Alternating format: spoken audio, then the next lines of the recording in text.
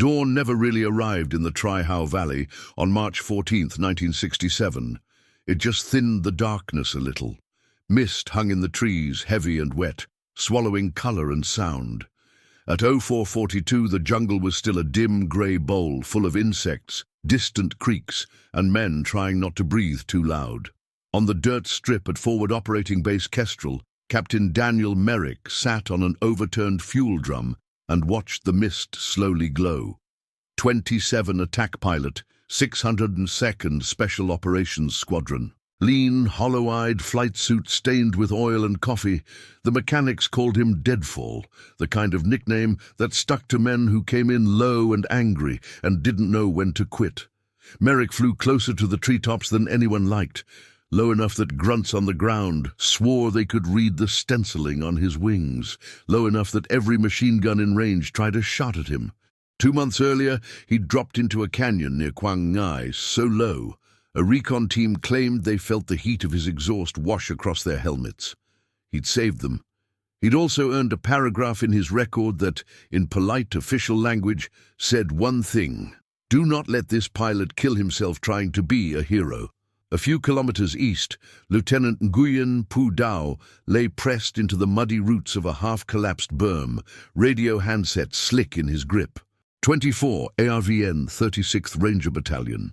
His men were strung out in a ragged horseshoe, dug into shallow scrapes and behind shattered tree trunks. They'd moved in expecting a platoon of guerrillas. Instead, they'd walked straight into the forward positions of the Viet Cong 271st Main Force Battalion. Dao had heard the change as soon as the night erupted. Too many rifles firing in disciplined bursts, too many orders shouted in trained cadence. This wasn't militia. This was a professional unit that had been waiting for someone exactly like him to blunder into their kill zone. By 05 Dao, his rangers were nearly out of ammunition. 2 listening posts on the western side had gone silent. A runner sent to reconnect never returned. The enemy was slowly closing the ring, pushing their firing lines closer with each probing rush. Dao whispered into the handset. Ranger 36, encircled, grid as given. Request immediate air support. We will not hold another hour. High above the cloud layer, the forward air controller, Major Robert Easton, grimaced in his 01 bird dog. He'd already heard the new directive crackle in from higher headquarters minutes before. Ranger 36, this is Alicat. Be advised, new order from sector. No attack aircraft below 800 feet in Tri-How. Repeat, 800. Heavy guns in the valley. We've lost too many birds. Dao closed his eyes for a heartbeat. He'd seen what DSHK heavy machine guns could do to helicopters, to men caught on open ground. He understood the order. He simply had no use for it. Understood, he said quietly. It wasn't acceptance. It was resignation. Back at Kestrel, Merrick heard the restriction over the OpsNet before the scramble bell even rang. Of course he did. Whenever someone up the chain talked about reckless low-level tactics, they meant him without saying his name. He watched a mechanic slap the side of his A1 Sky Raider, a battered, overloaded brute sitting at the edge of the strip. Faded paint, exhaust streaks down the fuselage, oil stains under the cowl. Under its broad wings, 2 Mk-82s, 2 BLU-27 napalm canisters, Zuni rockets, and full 20mm belts. Too much weight for anyone who cared about safety margins. Perfect if you didn't. At 0522, Easton's voice came over the field radio. Deadfall 1-1, scramble, ARVN element in extremis. Expected collapse in 20 minutes. You are to remain, repeat remain, above 800 feet. Merrick was already running before the last words finished. The big radial caught on the third blade and roared to life, shaking the ground and the bones of every man near it. Merrick rolled down the rough strip, trees blurring to either side, then hauled the Sky Raider into the mist, climbing toward the low grey ceiling. In the valley, Dao heard the distant thunder a few minutes later. His men lifted their heads from the mud. No one cheered outright, but a thin line of hope ran through the perimeter. The first pass nearly killed it. Merrick came in high, obeying the order, for the moment. He dropped a pair of bombs on the outer arcs of muzzle flashes. Explosions walking along the tree line, like distant thunderheads. Dirt fountains erupted, branches snapped. The encirclement didn't break. VC fire intensified instead, as if the battalion had been waiting to see how cautious this American would be. A machine gun chattered from somewhere near Dow's left. 3 of his Rangers answered with short, controlled bursts, then ducked lower as rounds tore chips of bark from the trunks above them. Easton's voice crackled in Merrick's headset. "Deadfall, maintain altitude. We've got at least 2 DSHKs down there. You go lower and they'll cut you in half. Read back the restriction." Merrick didn't bother. He banked southwest, letting the Sky Raider skim along the ridgeline, scanning the fog-choked jungle floor for movement. Here and there he caught flashes, compact clusters of men shifting through the underbrush, muzzle flashes pulsing in steady patterns. He could feel the geometry of the battle lining up in his mind. Rangers pinned on an interior ridge, a U-shaped VC line tightening around them, machine gun anchors on both flanks. He knew what would happen if he stayed high. The Rangers would die. The battalion would move on. Kestrel would log another lost unit in the valley and shift its attention to the next radio call. Merrick tightened his harness. At 05:46, he pulled throttle, nudged the nose down, and pushed the Sky Raider over the edge. The altimeter unwound. 700 feet, 600. Tracer fire licked up from the canopy, lazy at first, then feral, red threads reaching for him. He felt the first heavy rounds storm past the wingtips. The jungle surged up, no longer an abstract green mass, but a wall of individual trees and vines and shadows. He squeezed the 20mm trigger. The Sky Raider shuddered as the cannons woke. Bright lines of incendiary shells slashed into the underbrush, tearing a glowing path through palm and bamboo. Merrick walked the fire line across the leading edge of the eastern assault, feeling the aircraft buck under him. He didn't pull up until the altimeter screamed past 200 feet. Down in the mud, Dow watched the jungle in front of him disintegrate. A half-seen assault line simply ceased to exist. Men thrown aside, trees ripped into exploding splinters. Heat and noise rolled over the perimeter like a physical thing. The pressure on his eastern flank eased. Just a little was enough. Somewhere deeper in the trees, a young VC officer named Ba Min yelled fresh orders, voice hoarse. 3 machine gun teams began shifting through the brush, lugging their DSHKs to new positions, toward the notch in the hills where they knew the American aircraft would have to swing out after each attack. The valley had become a trap. Merrick leveled out, canopy streaked with smoke, heart thudding along with the engine. The radio spat noise in his ear. "Deadfall! You will remain above 800. That valley is lit up." He turned the volume down. Below, an island of tired, mud-covered men looked up from the roots and rocks where they'd spent the night and watched his contrail arc across the slow-brightening sky. Howe steadied his rifle, eyes never leaving the plane. "Come back," he whispered, to no one and everyone. "Please." Overhead, Deadfall banked. He had already chosen his side. Whatever the order said, the men in that valley would not die alone today. By the time Merrick rolled in for his second dive, the sun was finally punching thin spears of light through the mist. But the valley floor never really brightened. Smoke from the first pass mixed with the morning haze, turning the air into a grey soup.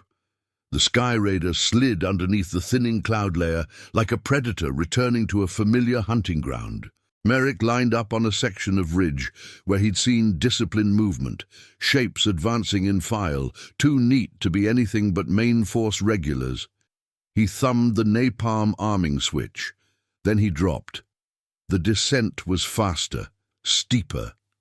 Air hammered the canopy. The trees rushed up, each individual leaf suddenly sharp. At just under 400 feet, Merrick hit the release. The BLU-27 tumbled away like a fat falling star.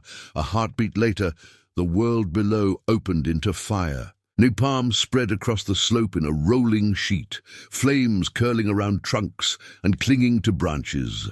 A column of heat punched upward, ramming the Sky Raider hard enough that Merrick felt the aircraft jolt.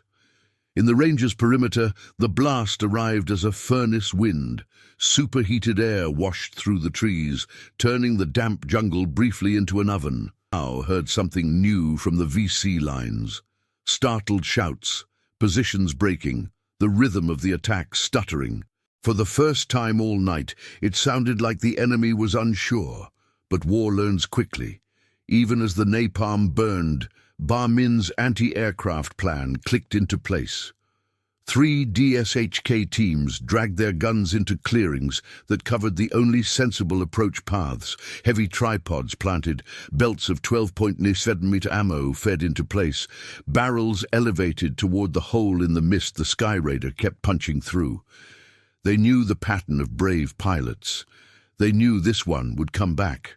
Merrick pulled into a climbing turn, engine coughing smoke, instruments flickering. He had maybe 20 minutes of fuel left if he babied the throttle. 10 if he fought like he wanted to. He looked down at the valley, at the tiny cluster of men dug in near-invisible rocks, at the arcs of muzzle flashes tightening around them, at the thin gap he'd just punched open with fire. He didn't see a tactical diagram. He saw a clock. If he left now, those men were done. He leveled off and turned back in. At 06:02, deadfall dropped into his third attack run. This pass he aimed at the western arm of the noose, where shadowy shapes were filtering through bamboo toward the ranger's flank. He brought the Sky Raider in low, barely above the canopy, and squeezed the trigger. The 20mm cannons spat a curved line of pale fire, shells raking through brush and bodies. Bamboo exploded into fragments. Figures dropped mid-stride. The western pressure folded for a few precious seconds. Dewey saw the moment and took it. "Shift left, pull him in," he shouted, signaling rangers to grab fallen ammunition from VC bodies to compress their line toward the newly torn gap.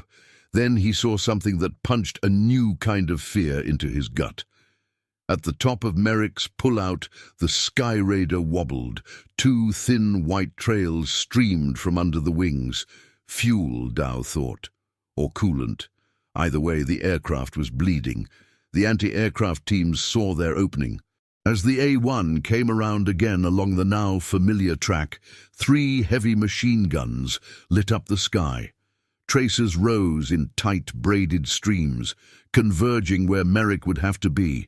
One line of fire stitched across his left wing, tearing away a panel that cartwheeled into the jungle. Another slammed into the fuselage, punching through thin skin, ricocheting around inside before exiting in a spray of metal. The cockpit lurched. Warning lights winked to life like angry red eyes. Merrick almost lost control. Almost. He fought the stick, leveled out by feel, and dragged the Sky Raider into a dirty climb. His hydraulics were sluggish. One fuel reading didn't make sense at all. The engine temperature needle had blown past where it was supposed to end. He heard Easton in his headset, voice sharp.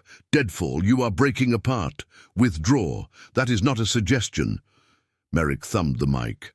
Nothing came out. He didn't have breath to waste on arguments everyone already knew the answer to. He checked his armament panel instead. 1 can of napalm, 4 Zuni rockets, short belts of 20mm, enough to hurt someone one more time. At 06:11, he lined up for a 4th run. Dow watched the wounded Sky Raider lumber back into its turn, trailing smoke like a frayed banner. The aircraft looked as exhausted as the men below. He knew what kind of choice the pilot was making. Dow had made it himself before with squads, with individuals. Stay and save them, or pull back and live to fight another day. It was never really a choice. Not for men wired the way they were. But even Dow didn't expect what Merrick tried next. Instead of diving straight in, deadfall came in along the slope, slicing across the valley's sidewall. It bent the geometry of the attack, forcing the DSHK gunners to twist in their seats and track him along a new, awkward axis. Smart, if your aircraft wasn't already bleeding, overheating, and a few bad seconds from falling apart. At treetop height, Merrick hosed a long burst into a Viet Cong platoon creeping toward the range's western edge. Men dropped. The entire movement folded. Momentum smothered. He felt the cost immediately. The Sky Raider wallowed, left wing heavy, nose twitching. The engine coughed, caught, coughed again. Every warning light he owned was now glowing. On the ground, the Rangers used the breathing space to drag another wounded man into cover, to refill magazines, to slide 2 meters to better rocks. Tiny moves, the kind that kept you alive in 10-second installments. Somewhere behind the burning tree line, Ba Min ground his teeth and signaled for his reserve companies to move. The attack was frayed, but not broken. He still had numbers. He still had guns. If he could crush the Western Gap and silence that one maddening aircraft, the valley would be his. Merrick leveled the A1 as best he could and checked his gauges again. 15 minutes of fuel on paper, with holes in his tanks? Maybe 5. One more pass. He didn't think the sentence. He felt it. He pushed the throttle forward with a shaking hand and turned back toward the densest cluster of enemy muzzle flashes. Down below, men on both sides checked their weapons, adjusted their helmets, and prepared to meet whatever came next. Dow watched the Sky Raider's nose dip. "He's coming back," one of his rangers said, disbelief in his voice. Dow didn't answer. Everyone in the valley knew there was no way out of what that pilot was about to try. When Deadfall committed to the 5th run, the cockpit felt like a blast furnace. The engine's heat bled through the firewall. The air stank of fuel and burning insulation. The left wing shuddered in irregular spasms, each jolt jolting Merrick's ribs against the harness. He went anyway. The valley rose toward him, treetops swirling in mist, pockets of smoke from burning napalm, flashes of gunfire like angry fireflies. Merrick eased the nose down, balancing between too shallow to matter and too steep to survive. At around 400 feet, tracer fire started up again, thicker than before. The DSAK teams had adjusted for his new angle. 3 rivers of red climbed toward him, crawling up his sight picture from 3 directions. He pushed lower. Dow saw only pieces of the approach, the ghost of a wingtip flashing between tree crowns, the rising roar of the radial, leaves shivering in the slipstream. The sound shook dirt loose from the berms. Birds exploded from branches. Then the heavy guns opened fully. The valley lit up as if someone had drawn 3 burning lines through the air. Tracers snapped past the Sky Raider, burning holes in the mist. One burst tore across the starboard side, ripping jagged vents into the fuselage. Another chewed at the remaining skin of the left wing, sending a spray of metal and paint into the jungle. Merrick didn't pull up. He thumbed the last napalm free. The canister fell almost lazily, spinning end over end, and smashed into the thickest knot of muzzle flashes on the lower slope. Fire blossomed again, uglier this time, thicker, closer to the Rangers' line, heat radiating out in brutal, hungry waves. VC squad scattered, their perfect arcs broken into panicked fragments. Merrick used the expanding wall of hot air like a ramp, hauling the Sky Raider into a shallow, shaking climb. His instruments were nonsense now. The altimeter bounced. The engine gauges were pegged in places they weren't supposed to go.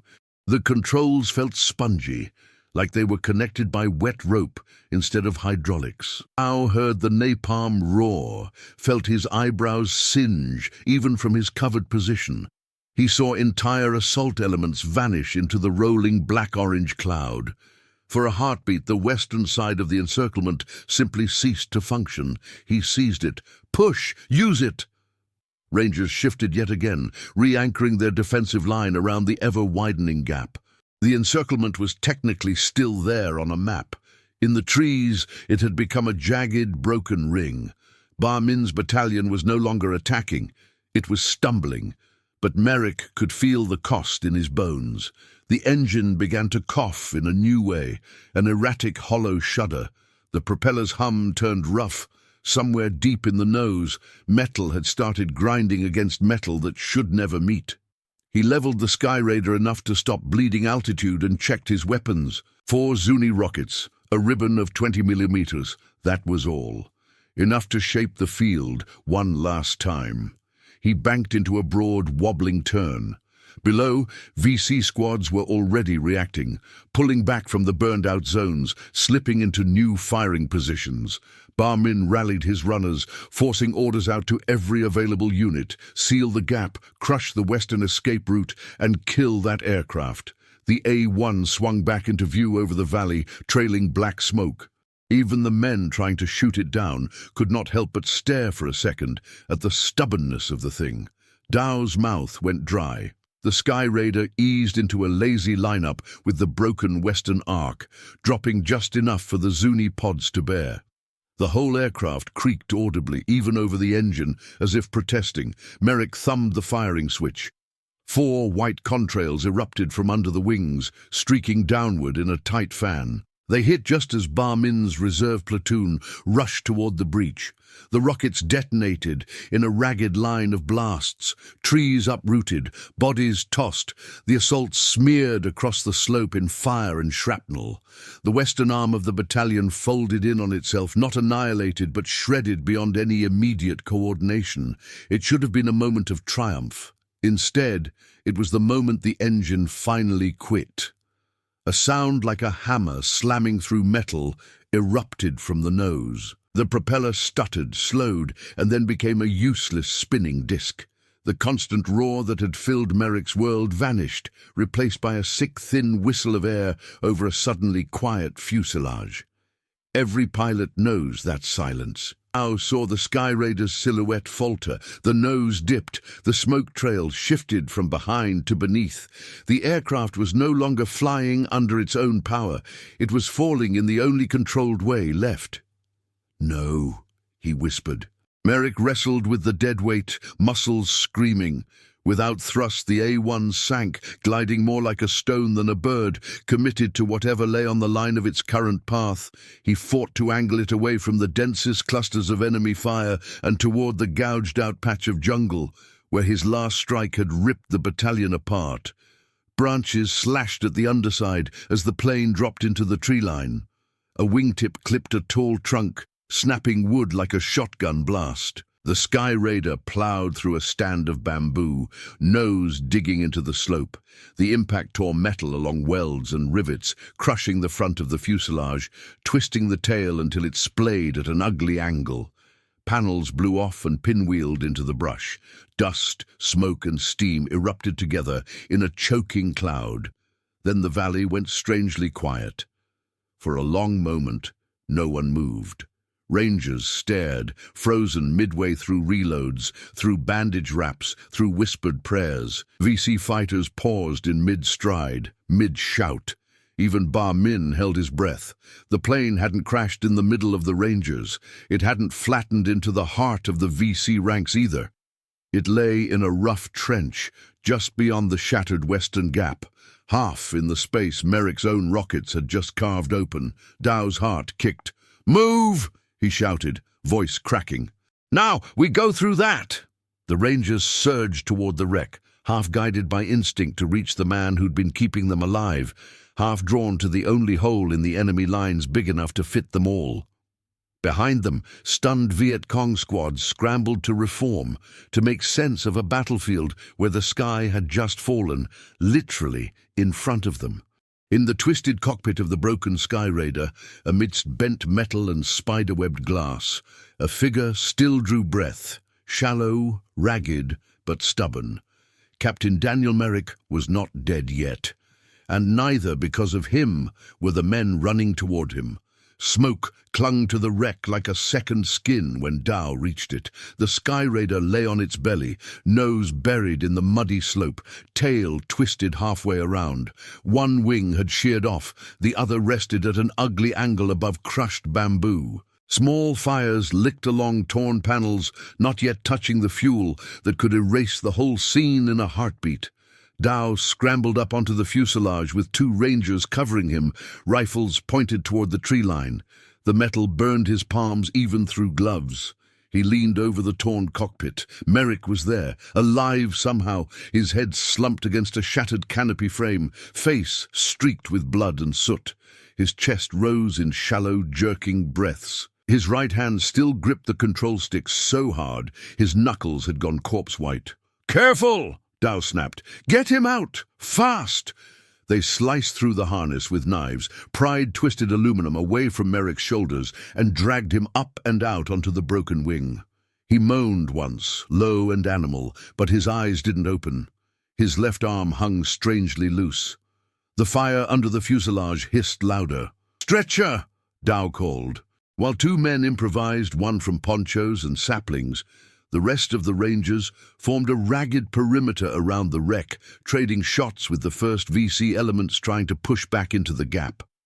The air filled again with the flat crack of AK fire, the sharper barks of ARVN rifles, the occasional thump of a grenade. The valley was moving again. Dow took one last look at the plane that had saved them and then turned away. They lifted Merrick onto the stretcher and began to move. The nearest path out of the valley was a narrow notch in the western ridge, more game trail than road, a steep, twisting cut that led up to higher, rockier ground. It was a bad place for a battalion to chase you. It was the only place the Rangers could hope to survive. They plunged into the brush, the stretcher team in the center, the rest of the unit flowing around them in a moving shell. Branches whipped at faces, roots grabbed at boots, men stumbled, swore, kept up. Behind them, Min finally reknit his command threads. The battalion was a mess, companies burned, squads scattered, but not destroyed. He sent 2 understrength companies after the retreating Rangers, teeth clenched. The opportunity for a clean encirclement was gone, but there was still a chance to bleed them badly on the climb. The pursuit began. Dow heard it in echo. Distant shouts in Vietnamese, the rapid crack of rifles, the occasional blast of an RPG somewhere below. Twice he had his men halt, wheel and fire-controlled volleys down narrow sightlines until the pressure slackened, then resume the climb. Merrick drifted in and out on the stretcher, caught between worlds. Sometimes he saw only trees sliding by overhead. Sometimes he heard the engine again. Sometimes he realized he was still in his suit, still in Vietnam, and that something in his chest hurt each time he breathed. Each time he tried to speak, pain smeared the attempt into a groan. At the base of the notch, they stopped long enough to regroup behind a cluster of boulders. The pass above looked worse up close, a steep chute of mud and rock, tree roots forming a crude staircase. Dow glanced at the radio operator. "Try it again. Ranger 3-6 to any aircraft, any station, priority. We have wounded pilot, multiple wounded Rangers. Try Howe Valley, Western Ridge, requesting immediate extraction." Static hissed, then a faint voice came through the noise. "Ranger 3-6, this is Condor 2-1. Copy your traffic. We can divert 2 slicks. ETA 40 minutes. 40 minutes. An eternity in jungle time. Dow let out a slow breath. "Understood, Condor. We'll mark LZ on the ridge." He looked at Merrick. The pilot's skin had gone pale beneath grime and blood. His breaths were shorter now. They didn't have 40 minutes, not for everyone. "Move," Dow ordered softly. "We buy him that time." The climb up the notch was brutal. Men hauled the stretcher up one step at a time, shoulders screaming. Others scrambled ahead to secure small terraces and fire down at any movement below. Each meter gained widened the Rangers' field of fire and narrowed the VCs. Halfway up, a burst of AK fire chewed into the rocky wall beside Dow, showering him with stone chips. A Ranger beside him tumbled backward with a grunt, hit in the leg. Dow threw a grenade down the slope and kept moving, more dragged than climbing. At one point, Merrick's eyes flickered open. He saw only a boiling mix of sky, leaves, and faces he didn't recognize. "You're ARVN," he managed. Dow leaned down, sweating, breath ragged. "Rangers," he said. "You came low for us. Now we go high for you." Merrick almost smiled before pain pulled him under again. At the top of the pass, the jungle thinned into a rocky plateau. The air felt cooler, less heavy. The Rangers spilled out among boulders and scrub trees, forming a 360-degree perimeter on instinct. Dow picked the flattest stretch of ground and pointed. "Here! LZ! Red smoke when they approach!" Below, the VC finally reached the base of the notch and tried to push up. The first few squads were cut down by well-placed fire. After that, they advanced more cautiously, hugging cover, testing angles. The fight devolved into a grinding series of small duels, tree to rock, root to depression. Minutes crawled. At 07:23, someone on the plateau heard it, a distant rhythmic thump, thump, thump, like a giant heartbeat bending the air.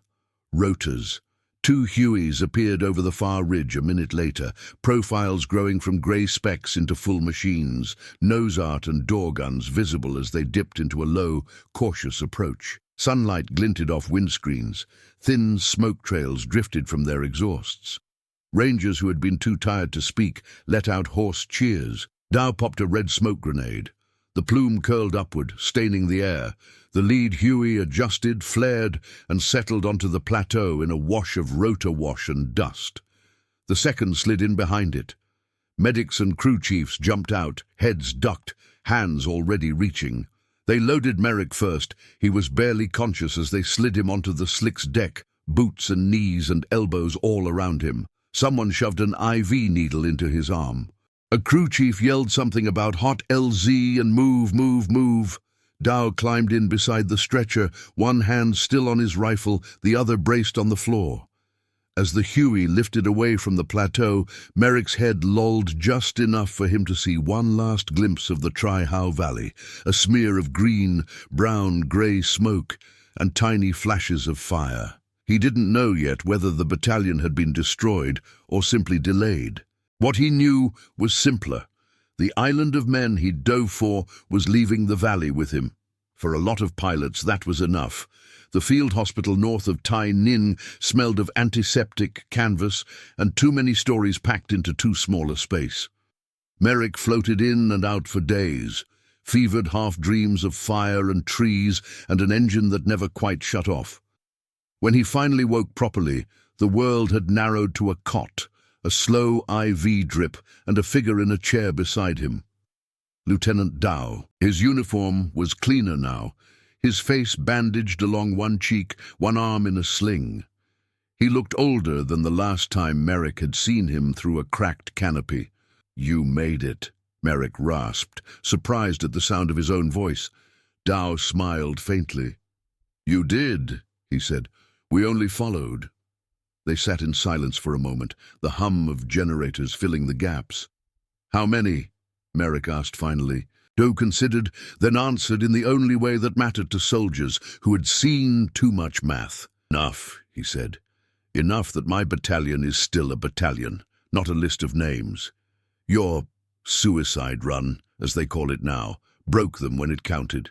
Word of Tri-How ran through pilot ready rooms and ranger hooches long before it reached anyone's official report.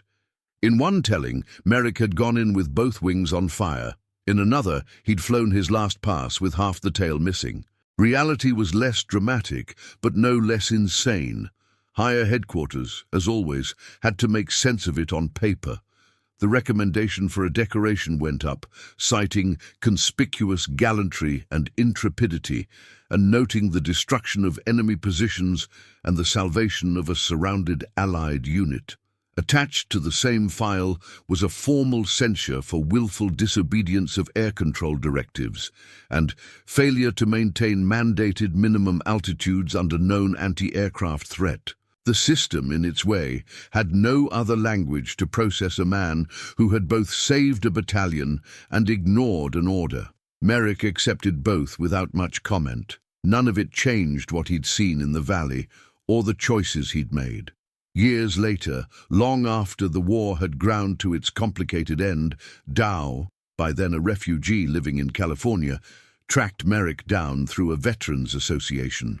He sent a short letter in careful English. "You once flew into hell for men you had never met. I lived because of it. My children live because of it. That is a debt no war, no distance, no time can erase." Merrick kept the letter folded in the back of his logbook until the day he died. As for the 271st Viet Cong Main Force Battalion, it survived Tri-How, on paper. It fought again in other valleys and other provinces. But in the immediate aftermath of that morning, it was effectively destroyed as a fighting force in that sector. Its attack shattered, its timing ruined, its men scattered across a burned-out hillside. Sometimes destroyed doesn't mean wiped off the map. It means rendered useless when it mattered most. Combat units understood that. The story of Tri Hao never made it onto recruiting posters. No neatly edited film reel captured the Sky Raider's last run or the climb up the notch. It lived instead in the quieter places, between men at reunions, in the pauses of conversations that began with, "Do you remember that crazy A1?" They remembered a pilot who broke a rule to break a noose. They remembered a dying aircraft that refused to fall anywhere but where it could do the most good. They remembered that an entire battalion's momentum had been smashed not by a big operation or a perfect plan, but by one man who decided that 800 feet was too high to save the people who needed him. And if you're hearing this story now, decades later, far from the Tri Hao Valley, you're part of the tiny aftershock of that morning. If it hit you, if it made you picture that last run, that crash, that climb out, do one thing for the men who were there. Remember that some wars aren't decided only by generals and maps, but by single, reckless decisions made in cockpits full of smoke and warning lights. Drop a comment saying where you're listening from, especially if you or someone you know ever flew low or fought on the ground in Vietnam. And if you want more stories like this, messy, human, and almost too wild to believe, consider subscribing so we can keep pulling them out of the fog, one valley at a time.